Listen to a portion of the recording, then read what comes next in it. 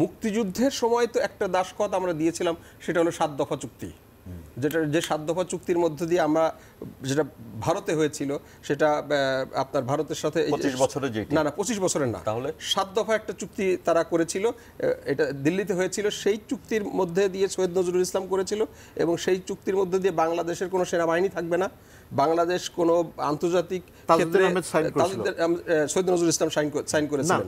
হ্যাঁ, তো তারপরে সেই চুক্তির মধ্যে দিয়ে নেপালকে যেটি করা হয়েছে না না না না, এটা সম্পূর্ণ ভিন্ন জিনিস।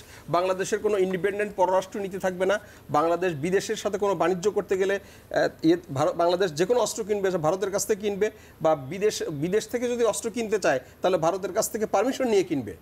এই যে 7 দফা চুক্তি করেছিল, এই 7 দফা চুক্তিকে মানে ইনভ্যালিড করার জন্য কিন্তু শেখ মুজিবকে 25 দফা চুক্তি, 25 বছর মেয়াদী যে চুক্তি, সেটা করতে হয়েছিল। তো কাজেই ওই দাসখতটা কিন্তু ওই সময় একটা দাসখত কিন্তু দেয়া হয়েছিল, এটা বাস্তবতা যেটা আমাদের। এবং আমি এটারই একটি ব্যবহারিক দিক হলো রক্ষী বাহিনী। 1973 সালে মওলানা ভাসানী তার হক কথা পত্রিকায় প্রথম এই 7 দফা চুক্তিটা প্রকাশ করেন, এবং এটা প্রকাশ করার পরে হক কথাটা কিন্তু বন্ধ করে দেওয়া হয়, এবং শেখ মুজিবের জীবদ্দশায় ওই হক কথা কিন্তু আর প্রকাশিত হয় নাই। শেখ মুজিবের মৃত্যুর পরে আবার ওই হক কথা প্রকাশিত হয়েছিল।